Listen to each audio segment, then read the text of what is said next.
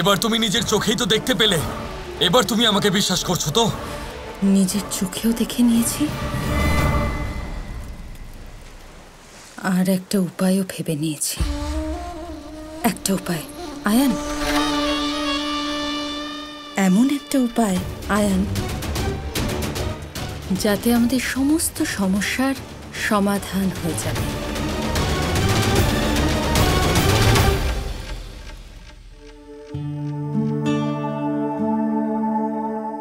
তার মানে এই যে আমি না থাকলে তুমি ভয় থেকে মুক্তি পেয়ে যাবে। হ্যাঁ,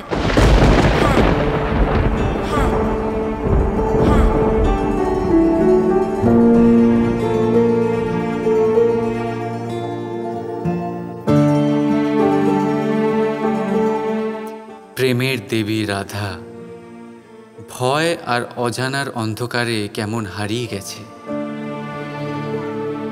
ভয়ের থেকে পালিয়ে তুমি মুক্তি পাবে না রাধা। ভয়কে দূর করতে গেলে তোমাকে তার সম্মুখীন হতে হবে। নিজের ভয়ের মুখোমুখি হও। তাই তুমি এটা বলতে চাও যে তুমি আমাকে আমার থেকে বেশি চেনো? হ্যাঁ রাধা। কি কি বললে তুমি? মানে আমার বলার উদ্দেশ্য হচ্ছে যে এই ভয়ের ব্যাপারে আমি তোমার থেকে একটু বেশিই জানি। কিচ্ছু জানো না তুমি। তুমি আসার আগে কোনোদিন আমি ভয় অনুভব করিনি, অর্থাৎ তুমি আমার ভয়ের কারণ।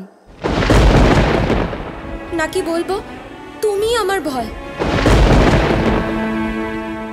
এই জন্য আমি তোমার থেকেই না, তোমার নামের থেকেও দূরে থাকতে চাই। তুমি প্রেম মোর, তুমি প্রাণ মোর, তুমি সাধনা রাধা আমার আরাধনা রাধা।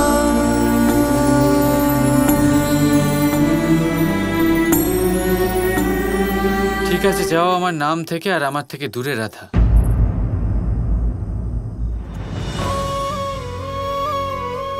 এবার যতক্ষণ না তুমি নিজে আমাকে আমার নাম ধরে ডাকবে আমি আসব না। আর তুমি আমাকে ডাকবে এমন সময় শীঘ্রই আসছে।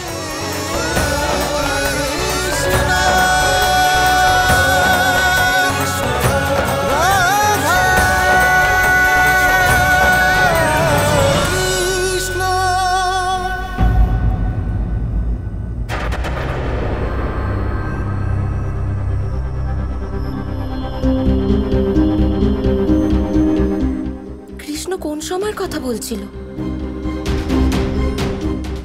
যাই হোক, আমার ওর থেকে দূরেই থাকা ভালো। এটা আমার জায়গা, এখানে আমি কাউকে আসতে দেব না। যে এখানে আসবে সে পাবে বিষাক্ত ছবল।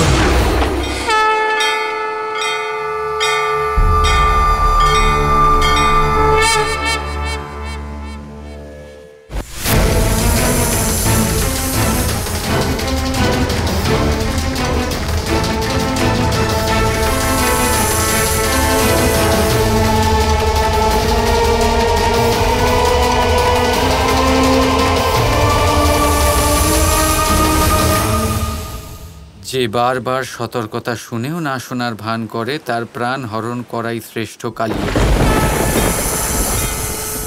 তোমার অধ্যায়ের সমাপ্তির সময় এসে গেছে।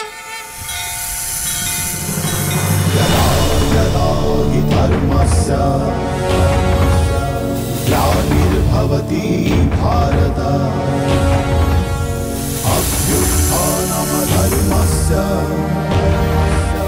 তদাত্মাनं সৃজাম্যহम् পরিত্রাণায় সাধুনাং বিনাশায় চ দুষ্কৃতাং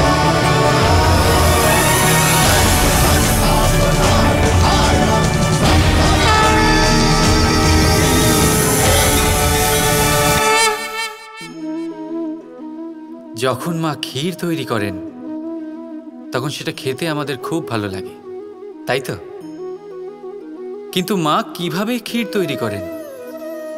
প্রথমে উনি ভাত আর দুধের আয়োজন করেন, তারপর মিষ্টির আয়োজন করেন, তারপর উনি আগুনের আঁচে ওটাকে রাঁধেন। সহজ, তাই না?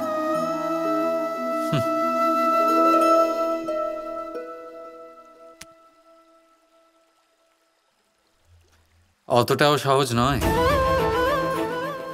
এই জীবনে আনন্দের ক্ষীর আস্বাদন করার এটাই উপায়, কিন্তু এতে সময় অনেকটাই লাগে। শুদ্ধ শুভ্র দুধের মতো ভাবনায় সদা অটুট সম্পর্কের মধ্যে প্রেমের মিষ্টত্ব মিশিয়ে যখন প্রয়াস আর পরিশ্রমের আগুনের আঁচে অনেকক্ষণ রাধা হয়, তখন তৈরি হয় আনন্দরূপী ক্ষীর।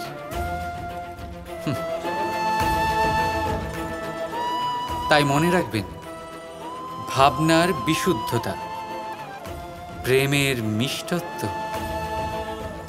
আর আত্মার প্রয়াস, এই তিনটি মেশালে তবেই জীবনে আনন্দ লাভ করবেন।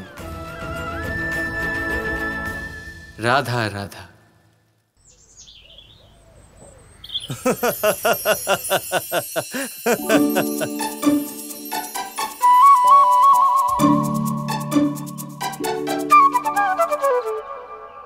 দীপাবলির উৎসব বড়ই ভালো কাটলো মিত্র। এবার আসি, আজ্ঞা দিন। আর যদি কিছুক্ষণ থাকতেন মিত্র, তাহলে দুপুরের আহারাদি একসাথেই করতাম।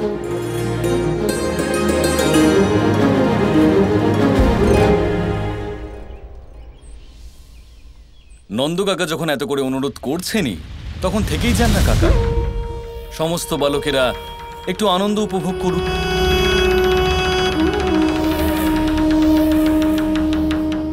তুমি কি বলতে চাও আয়ান? এখানে দুটো দল হয়ে গেছে কাকা। একটা গোকুলের দল আর একটা বর্ষণার দল। আর যমুনার তীরের মতো এত সুন্দর স্থান আছে, তাই আমি ভাবছিলাম যে গোকুল আর বর্ষণার মধ্যে একটা ক্রীড়ার আয়োজন তো করাই যায়। সমস্ত বালকেরা আনন্দও পাবে আর আপনারা সবাই একসাথে সময় কাটাবার অবকাশও পেয়ে যাবেন। দেখো, কথাটা কিন্তু আয়ান ঠিকই বলছে।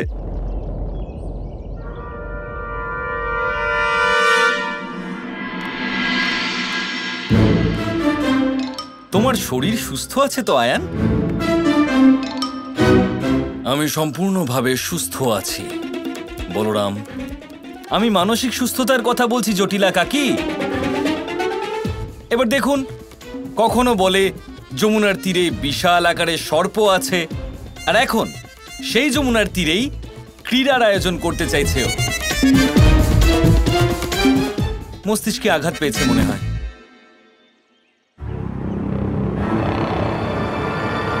আচ্ছা, কিন্তু আমার ভয় তো কৃষ্ণ দূর করেই দিয়েছে না বলরাম?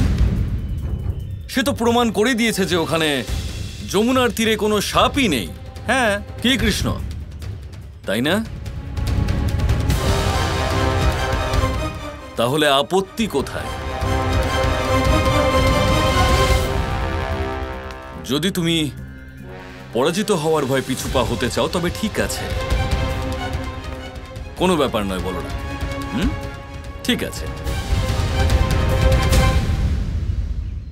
বলরাম, দেখিয়ে দাও বর্ষণাবাসীদের যে গোকুলবাসী কারোর থেকে কম নয়। অবশ্যই বাবা। আর আয়ান, তুমি আজ এটা প্রমাণ করে দিও যে বর্ষণার ছেলেরা হার শব্দটা জানেই না। অবশ্যই কাকা।